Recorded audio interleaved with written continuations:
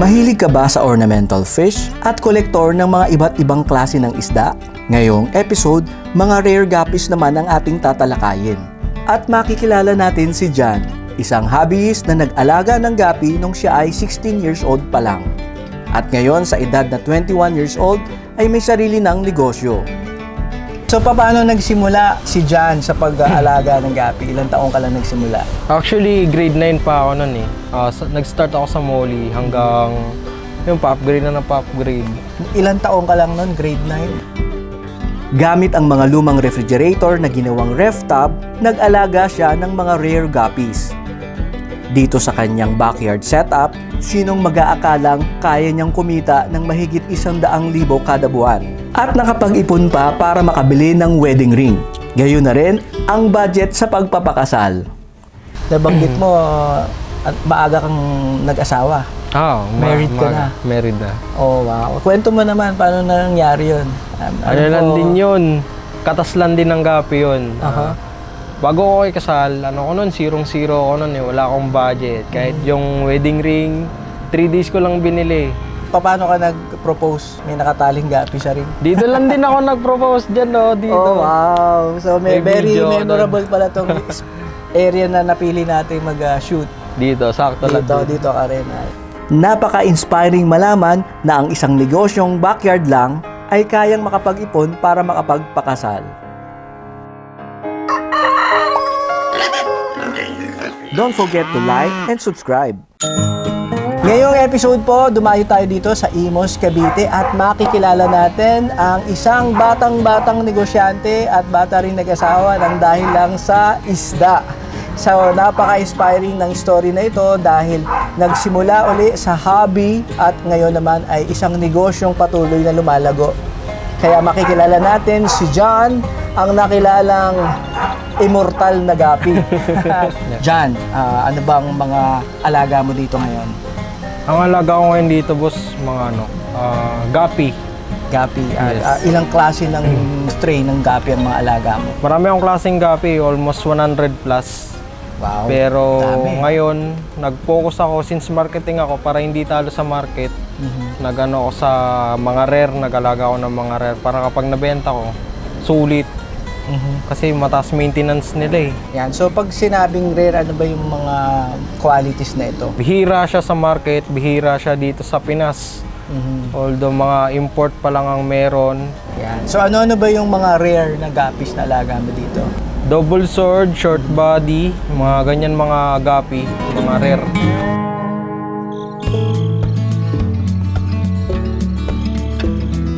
Para dun sa mga hindi pa nakakaalam, saan ba nagmula ang guppy? Ito ba ay originally sa Pilipinas or anong bansa? Meron din sa Pinas eh, tapos meron din sa ibang bansa. So may guppy na local sa atin. Yung mga wild guppies. Wild guppies na feeders lang, pinapakain na feeders lang natin lang. sa mga arowana at kung ano-ano. Yes po. At yung mga isda na mga quality natin ng mga guppies, saan bansa nang galing? Merong Vietnam, Thailand, tsaka marami pang ibang bansa. Yung mga kilala kasi mga Thailand, Vietnam, yan yung mga kinukuhanan.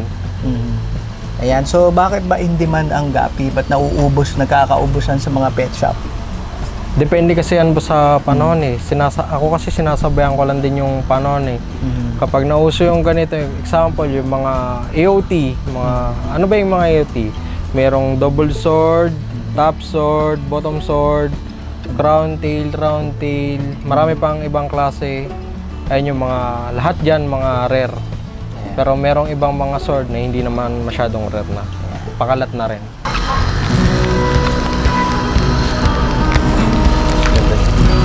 Ano ulit yung strain nito? Blue Koi Short Body Snake Skin. Na-score ko siya kay PRM Guppy pero import line naman siya. Island born na. So yung mga ganyang kalaking tiyan, mga roughly, mga ilan ang pwedeng i-anak nun? Possible mga 50, mga ganun. Ano siya, purple koi na swallow ribbon, isa sa mga rare na guppy. Yung strain niya is blue koi na, so rare na yon. Tapos nadagdagan pa siya ng swallow tapos ribbon. Masasabi kong pinaka-rare pa rin to na guppy sa ngayon.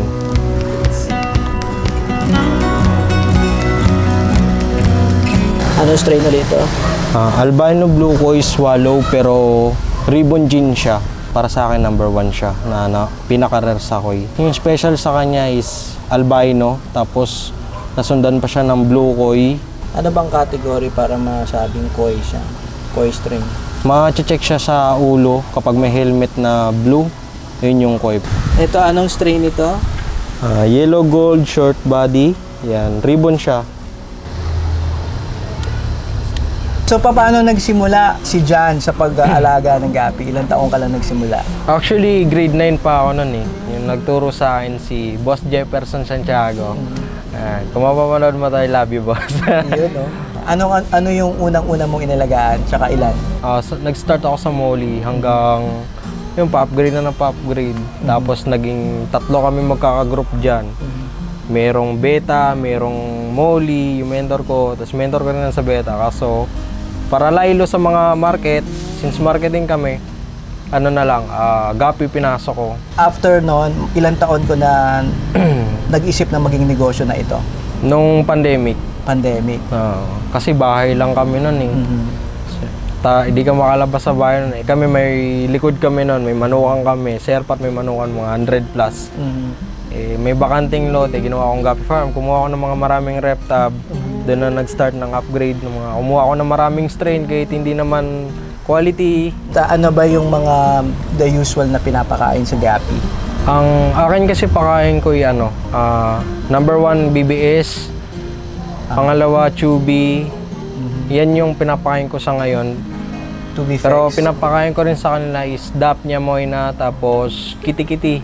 At paano mo naman nakolekta tong napakaraming mga rep tab na ito? Saan ang galing? Meron akong natanungan sa junk shop. Kasi sa junk shop, boss, wala na siya eh. Pinagbawal kasi siya dito. Kasi mabilis na masunog. Okay. Ang ginawa ko, kinonta ko yung sa junk shop, tapos hinanap ko yung tawa nila kung saan ba yung bagsakan ng mga rep tab. Doon nakakuha ko ng supplier ko. Sa isang rep tab, nakuha ko siya ng 50 each. 50 pesos ganito kalaki. Pero sira siya, wala pa siyang sealant. Hindi pa sa silicone. Halo-halo, may iba malaki butas, may maliit ang butas. Oo. So damaged goods talaga. So sa halagang 50 pesos. Oo. Ayan. Yan ang isa sa mga puhunan. So yung panimula mo noon, gaano karami agad yung ref tab na binili mo? Nagsimula. Mga 30 kagad. 30 Isang bagsakan na kagad sa isang araw yun. So yung process dito, kapag bagong kuha ko siya, tinatapalan ko siya ng silicone, papatuyuin ko na lang siya, tapos banlaw, linis, yun, okay na. Ayan. So pagkatapos noon, yung tubig naman na gamit mo, anong gamit mong tubig? Ang gamit kong tubig, bago ko lagyan ng isda, galing gripo kasi. Galing gripo may chlorine. So, stock ko muna siya mga 2 days or 3 days bago ko siya gamitin. Okay. Pero So, kapag- direkta mo nalalagay sa tabi yung tubig, i-stock mo lang siya ng mga 2 araw Oo. para mag-evaporate yung chlorine. Kapag wala na yung chlorine, pwede na siyang lagyan ng isda. Pero bago ko siya lagyan ng isda, sesetapan ko muna siya ng mga aquatic plants. Nakaset up na rin yung mga oxygen niya, yung pagkakainan niya, at malinis, okay na. Pwede na siyang lagyan. Ano-ano bang mga aquatic plants yung ginagamit mo? Dito sa buong farm ko, meron akong lotus, number 1 lotus, kasi outdoor ako. Pero kapag indoor naman, kapag hindi naman maaraw, kabomba. So napansin ko, meron ka mga pipes diyan para sa aeration mo. Anong klaseng aeration system yung gamit mo dito? Sa dami ng ref tab na to, kailangan talaga air compressor. And magkano ang naging investment mo doon sa mismong pala? Parang 1K, 1,1, mga ganun. Bili ko siya TikTok shop. Plus yung mga PVCs, no? Sa mga PVCs, tapos mga controller, tsaka hose na gastos ko siguro mga may 2,000 rin. And paano mo natutunan naman tong layout ng ganito? Sino nag-design nyo? Bago ko siya lagyan ng mga PVC, nilayout ko muna yan ng ganyan na sure na dyan na talaga sila ilalagay kasi kinat ko na rin siya dito eh. Para maganda rin siya tignan, para kakaiba. Yung farm ko is 50% done pa lang kasi kakayos pa lang nito. Meron pa kaming gagawin na kakaiba. Meron kaming i-upgrade na iba pang ikakaganda ng Gaffy Farm na to.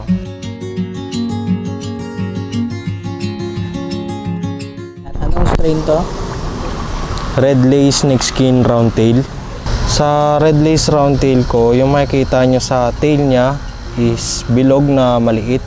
Ayun yung roundtail. Tapos yung kinagandahan dito, yung dorsal niya mahahaba. Kahit sa anak, ganyan nilalabas. Mas dominant yung dorsal niya na mahaba sa lalaki. So, ang pinaka-bida dito yung lalaki. Yes po. Ito, anong strain to? Medusa, sir. Medusa. Si Medusa is roundtail.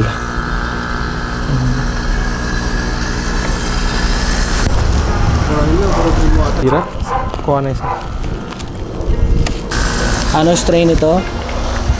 Platinum Dumbo Ear, Red Tail, Big Dorsal Half Moon.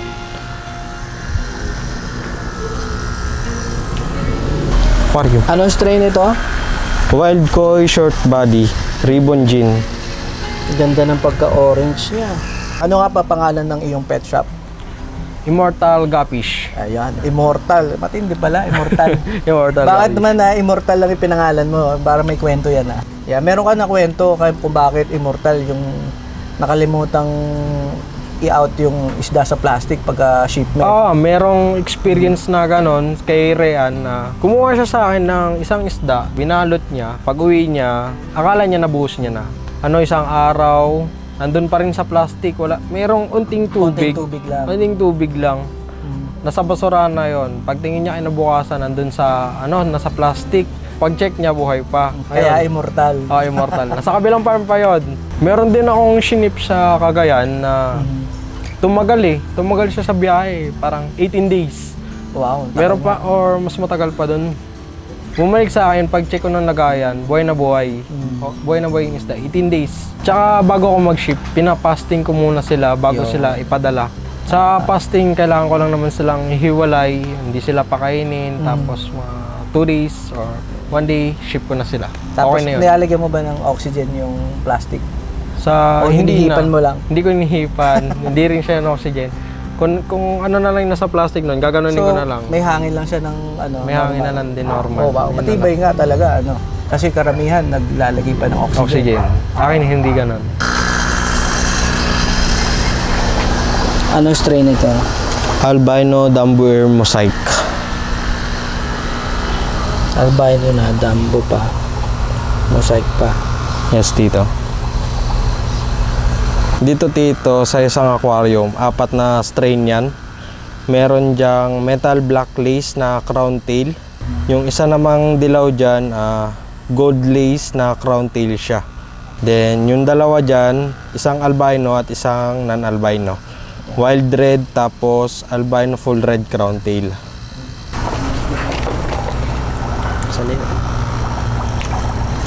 Sa tingin mo? Red dragon snake skin. Snake skin naman. Papa. Yan. So, ano nangyari dito sa feed niya? Ano yung mga dapat iwasan para hindi mangyari yung ganyan? Sa ganyan, tito, nangyari gawa ng sa breeding. Normal lang naman, tito, sa breeding yung ganyan. Nagkakasakitan sila minsan. Minsan, tito, sa halaman pa. Sumasabit. Papa. Ito pala, anong strain ito? Blue dragon, tito. Blue Dragon.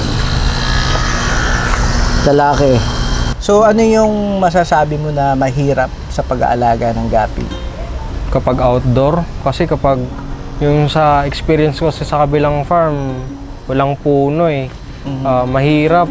Laging sunog yun sa likod. Babad talaga sa arawan. Ayun. Tapos, sa pakain nila, sa isang araw, ilang beses sila pinapakain. Ilan nga ba? Sa akin kasi, ano mga oras ang papakain? ako nakadepende ako sa panahon eh. Kapag malamig yung panahon, 1 or 2 beses lang ako magpakain. Pero kapag okay naman, kapag mainit na, mga 4, 3, ganon. Marami din, no? So, sisimula ng ano oras sa umaga? Mga 8, tapos tanghali, hapon, gabi. Parang tao din, no? May merienda na konti, kaya 4 meals a day na. Oo.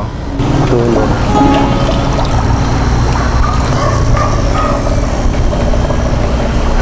Yan, so anong pangalan ng strain nito? Magenta Half Moon Short Body.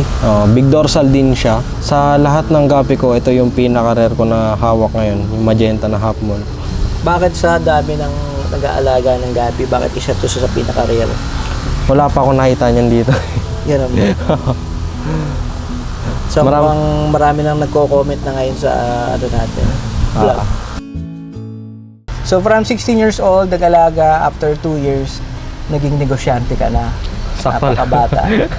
Sakto lang. Ito nga, meron Sakto na. lang. Meron ka ng magandang pwesto dito and nabanggit mo, maaga kang nag-asawa. Married ka na. Married na. Oh, wow. Kwento mo naman, paano nangyari yun? Ano lang din yun. Katas lang din ng gapi yun. Bago ako ikasal, ano ko nun, 0-0 ako nun eh. Wala akong budget. Kahit yung wedding ring, 3 days ko lang binili. Wow. Tapos, yun, back to zero ulit. Pagbili ng wedding ring. Eh di 2 months preparation naman para sa kasal. 1 week nun, wala akong naging customer. Wala akong naging benta ng 1 week. Tapos sumunod nun, apaw na, umabot na ng mga 20, 10,000, 5K. Paano ka nag-propose? May nakataling gapi sa ring? Dito lang din ako nag-propose dyan, no? Dito. Oh, wow. So, May very video memorable pala tong area na napili natin mag-shoot. Dito, sakto lang. Dito ka rin. And meron na ba kayong baby? Wala. Wow. Bumili muna ng bahay. Yan yung plano. Oo, plano. And ilang taon ka lang? Ilang years ago na yung nagpakasal ka? This year lang din yun. This year Parang lang 2 din. months ago, mga ganun. Oh, wow. So, from 18 years old, at the age 21, nag-propose, nagpakasal. Napaka-inspiring po, no? Kasi batang-bata, batang negosyante, at bata rin na nagsimulang magbuo ng pamilya. At madalas sinasabi ng mga iba, pag nagpakasal, buntis na siguro yung girlfriend. Pero sa inyo, talagang decide na magpakasal na. Kahit wala pang baby. Wala. Ayaw mo nang pakawalan, ha? Ayaw ko pakawalan. Ikaw ang ayaw pakawalan. Napikot pala si Jan eh. Lagi ka pala ng pikotin. Napaikot ako doon. Ano bang pangalan ng misis mo? Eleanor Gadoy. Arden. Shout out kay Eleanor. Papakita natin yung mga pictures ng kanilang wedding at ang kanilang mga dating nila, mga bonding. And congratulations. Thank you, sir. Bagong kasal, bagong negosyo at patuloy na lumalago ang kanyang negosyo. Yan po, no? Isang ehemplo sa mga kabataan ngayon na kaya mong magsimula ng sa simpleng negosyo lang or sa simpleng hobby na pwede mong makapagpundar ng negosyo at syempre makabili ng wedding ring. Baka may gusto ka pang idagdag na tips, advice sa ating mga viewers, lalo na sa mga kabataan katulad mo. Kung sa pagbibusiness, depende kasi yan sa status ng buhay eh. Tsaka alamin nyo yung fashion nyo, kung saan kayo magaling, alamin nyo yun. Yun. Pagdating sa business, malay nyo dun kayo ma-upgrade. Mag-success. Nag-success. So, gaano ka-importante yung passion sa iyo? Bakit yun yung passion ang kailangan nilang hanapin sa pagnenegosyo? Ayun kasi yung alam mo na gawin eh. Kasi kung hindi mo naman alam gawin, paano mo sisimulan? Hindi mo gusto. Hindi mo gusto. Example, kung magtrabaho ka, hindi mo naman pala gusto. Gusto mo lang maging tauhan, ayun. Sahod lang habol. Sahod lang habol mo. Ikaw, kahit sabihin natin napakarami nitong rep tab mo, sino bang katuwang mo dito o sinusolo mo lang sa ngayon? Sinusolo ko lang sa ngayon para mas maganda yung labas ng ko eh. Kontrolado ko eh. Okay. Yan yung importante sa passion, parang kahit na napakaraming kailangan gawin, hindi napapagod. Hindi titigil. Hindi titigil. May gusto kang batiin, shoutout natin sa mga friends mo, families, at mga regular customers. Nagpapasalamat ako syempre unang-una kay Lord dahil binigyan niya ako ng ganitong mindset at ganitong sistema na kalalago ko. Pangalawa, shoutout sa misis ko, tapos sa magulang ko. Sila yung naging inspirasyon ko para lalong sumipag, lalong magpursigi para sa negosyo. Nice. So, yan, shoutout din sa mga tropa ko, tapos sa mga customer ko. Lalo na sa Immortal Gapish. Yan, shoutout sa inyo. yan. So, patuloy nyo pong suportahan ang mga immortal na gapis dito ni Jan at patuloy po siyang maghahandog sa inyo ng mga rare of the rarest guppies and maybe soon ibang klase naman ng isda ang ibebenta sa inyo at kanyang pag-aaralan muna. Ayan. So, sir, agree ka ba sa agree? Yes, agree. 100%.